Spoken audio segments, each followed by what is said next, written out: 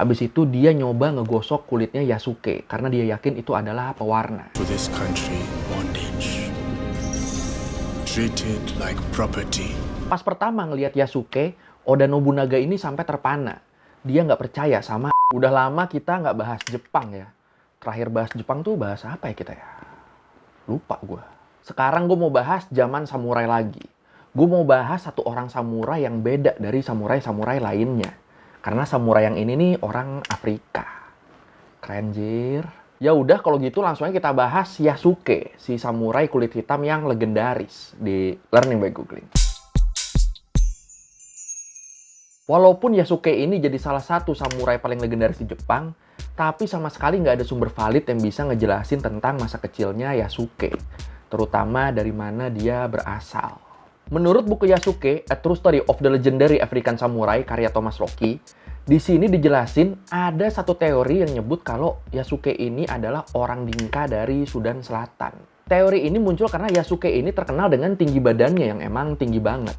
Nah, kebetulan orang-orang Dinka di Sudan juga dikenal sebagai salah satu kelompok manusia paling tinggi di Afrika. Pas ya? Sayangnya teori ini jadi lemah karena orang Dinka yang laki-laki yang udah dianggap dewasa, itu mereka bakal ngetato muka mereka dengan pola-pola tertentu. Contoh tatonya ya kira-kira kayak gini. Nah, Yasuke ini sama sekali nggak punya tato kayak gini di mukanya. Entah karena dia keburu pergi sebelum jadi dewasa, atau karena dia emang sama sekali bukan orang Sudan. The Dinka have an average height of 6 feet and 1 inch. Compare this to the average height of 5 foot 7 inches globally. Masih menurut buku tadi, ada juga teori yang bilang kalau Yasuke ini adalah orang Ethiopia. Dan menurut Thomas Rocky, penulis bukunya, teori ini adalah teori yang paling meyakinkan. Jadi di zaman dulu, ada sekelompok orang-orang asli Ethiopia yang dipanggil Kafre sama Portugis. Apaan tuh Kafre? Kafre ini adalah sebutan buat tentara asli Ethiopia yang terlatih dan terampil. Badan mereka tegak-tegak, jadi-jadi semua badannya. Pokoknya beda banget sama mayoritas orang-orang di Afrika Timur yang waktu itu emang menderita karena kelaparan. Nah, berdasarkan teori ini, itu kenapa di Jepang Yasuke ini cepet banget diangkat jadi samurainya. Karena di kampung halamannya dia emang udah terlatih sebagai Kafre. Didukung lagi dengan teori yang bilang kalau nama Yasuke ini diambil dari nama aslinya, Isake, nama asli Ethiopia. Atau bisa juga diambil dari nama Portugisnya, Isak. Yasuke, Isake, Isak. Emang mirip sih. Tapi sekali lagi, ini semua cuma teori. Terus kok dia bisa ke Jepang? Nah, ini juga ada beberapa versi.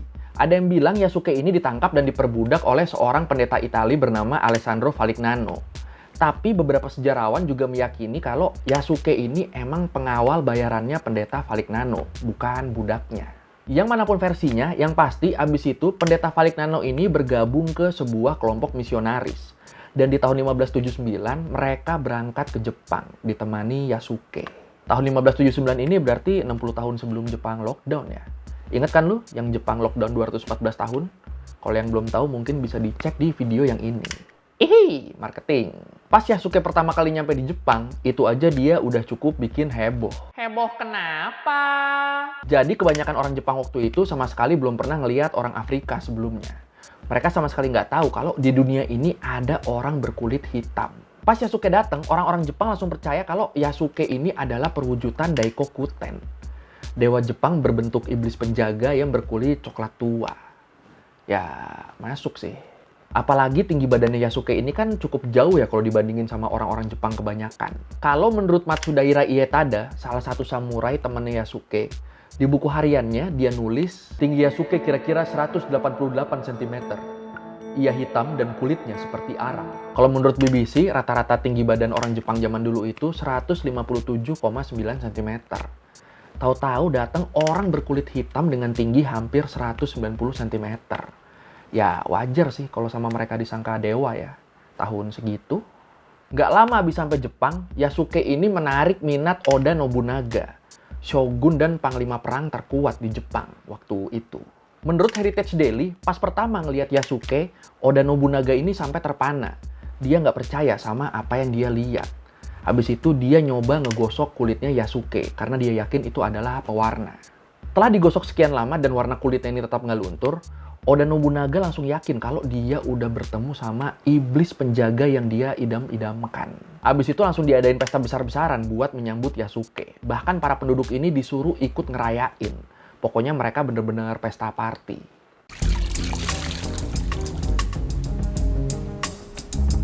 Why is he not clean? It is not dirt. It is the color of his skin, my lord. Did you ink your skin black? No, I was born with black skin. You were born with a black skin? Dari situ akhirnya pendeta Valignano mempersembahkan Yasuke buat Oda Nobunaga. Dan setelahnya Nobunaga makin tertarik sama Yasuke. Kok bisa? Disebut ini karena Yasuke yang selain bentuknya unik bagi orang-orang Jepang saat itu, Yasuke ini ternyata juga pinter ngomong. Emang menurut Thomas Loki, penulis buku Yasuke tadi, waktu itu Yasuke ini udah bisa ngomong bahasa Jepang dikit-dikit. Dan Nobunaga suka banget tiap Yasuke cerita tentang Afrika dan India, tempat tinggal dia sebelum dia ke Jepang. Ya udah dari sini akhirnya persahabatan antara Yasuke dengan Oda Nobunaga ini terbentuk.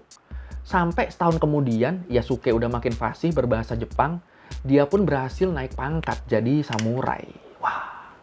Cuma setahun doang loh yang tadinya pendatang antah berantah yang penampakannya beda banget sama penduduk sekitar, sampai akhirnya dipercaya jadi samurai. Keren gila. Yang lebih keren lagi, waktu itu ngasih pangkat samurai ke orang-orang non-Jepang itu adalah sesuatu yang baru. Belum pernah terjadi sebelumnya. Dan setelah Yasuke diangkat jadi samurai non-Jepang pertama, abis itu ada lagi beberapa orang asing yang diangkat jadi samurai Jepang. Salah satu yang menarik tuh ini, John Henry Snell. Samurai Jepang kelahiran kerajaan Prusia Jerman yang dibesarkan di Indonesia. Ya, penasaran kan? Tambahan dikit, gue banyak lihat artikel di internet yang bilang ini adalah foto Oda Nobunaga sama Yasuke. Masalahnya di tahun selama Yasuke tinggal di Jepang dari tahun 1579 tadi, alat fotografi sama sekali belum ditemukan. Jadi bisa dipastikan di foto ini nih bukan Yasuke. Tapi terus jadi penasaran kan, kalau ini bukan Yasuke terus siapa? Saking deketnya Yasuke dengan Oda Nobunaga ini, Yasuke sampai jadi satu dari sedikit orang yang diizinin makan bareng Oda Nobunaga. Nggak nyia-nyiain kepercayaan Nobunaga, Yasuke juga setia banget sama tuannya ini. Tiap ada pertempuran di mana, Yasuke pasti ikut ngedampingin. Bahkan di hari kematian Oda Nobunaga, Yasuke ini ada di samping beliau. Gimana ceritanya? Jadi di tahun 1582, 3 tahun abis Yasuke sampai di Jepang, Oda Nobunaga ini udah mencapai puncak kekuasaannya. Dia jadi panglima perang terkuat dan dia jadi pemimpin Jepang secara de facto. Sayangnya setelah itu salah satu jenderal Nobunaga, Akechi Mitsuhide, mutusin buat mengkhianati Nobunaga. Sampai akhirnya pas Jenderal Mitsuhide ini udah ngepung ruangannya Nobunaga, udah siap ngebakar ruangannya, Oda Nobunaga mutusin buat melakukan ritual seppuku. Ritual bunuh diri khas Jepang. Tapi sebelum seppuku, Nobunaga minta ke Yasuke buat ngebawa kepalanya dan pedangnya ke anaknya. Dan itu bener-bener dilakukan sama Yasuke. Nobunaga seppuku, tewas, langsung abis itu kepalanya diambil sama Yasuke dan dibawa bareng pedangnya ke anaknya Oda Nobunaga, Oda Nobutada.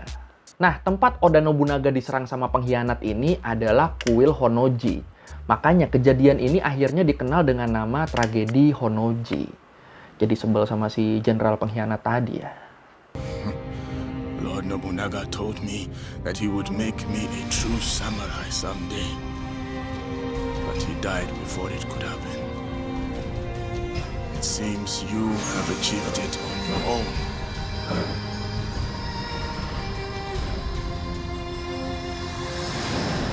Setelah nerima kepala dan pedang Oda Nobunaga, Oda Nobutada langsung mutusin buat balas dendam, membalas kematian ayahnya. Yasuke ikut perang juga di sini, ngebantu Oda Nobutada. Mereka akhirnya perang dan sayangnya Oda Nobutada akhirnya kalah. Dan dia mutusin buat melakukan seppuku juga, kayak ayahnya. Gak kebayang gue apa rasanya ya. Di situ akhirnya Yasuke ditangkap dan dibawa ke Jenderal Akechi Mitsuhide, si jenderal pengkhianat. Pas sudah hadap-hadapan sama Yasuke, si jenderal pengkhianat ini malah ngomong kalau Yasuke ini bukan manusia, dia ini binatang. Jahat amat mulutnya, Pak. Tapi gara-gara dianggap binatang ini, akhirnya Yasuke selamat. Dia nggak dibunuh, dia cuma diasingkan ke kemungkinan besar ke Kyoto. Kenapa kemungkinan besar? Karena setelah Yasuke ditangkap sama sekali nggak ada informasi tertulis, sama sekali nggak ada riwayat tertulis tentang Yasuke lagi. Nah, walaupun tahun-tahun terakhir kehidupan Yasuke ini nggak jelas nasibnya gimana, tapi Yasuke ini akhirnya tetap hidup di imajinasi anak-anak Jepang lewat buku cerita berjudul Kurosuke, karya Kurusu Yoshio yang terbit di tahun 1986. Ini penggambaran Yasuke di bukunya.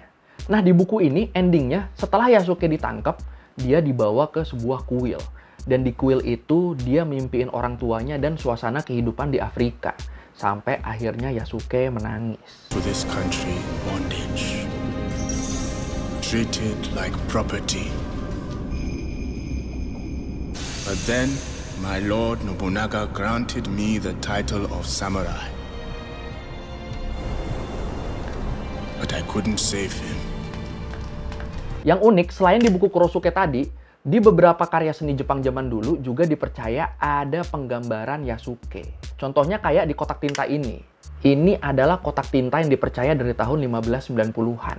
Nah, kalau kita lihat gambarnya, di situ digambarin ada orang kulit hitam yang pakai pakaian kelas atas yang menolak tunduk ke orang Portugis. Kelihatan kan gambarnya kan? Nah, sosok ini sama beberapa ahli sejarah dipercaya sebagai Yasuke. Gimana menurut lo? Satu contoh lagi deh, yang ini lebih jelas. Ini adalah gambar Sumo Yurakuzu Byobu dari tahun 1605. Jelas ya ini gambarnya ya. Ada orang kulit hitam lagi tanding sumo sama orang Jepang asli.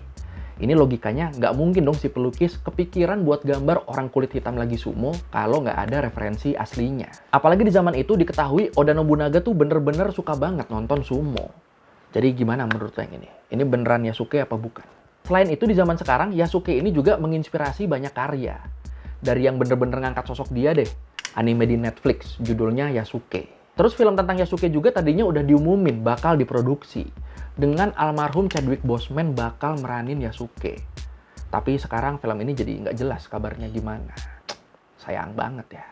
Selain itu, manga dan anime Afro Samurai juga dipercaya terinspirasi dari sosok Yasuke. Terus di game Nioh tadi juga ada ya Yasuke ya. Terus apa lagi ya? Apa ada karya yang terinspirasi Yasuke yang belum gue sebut? Kalau ada yang kelewat, silakan komen.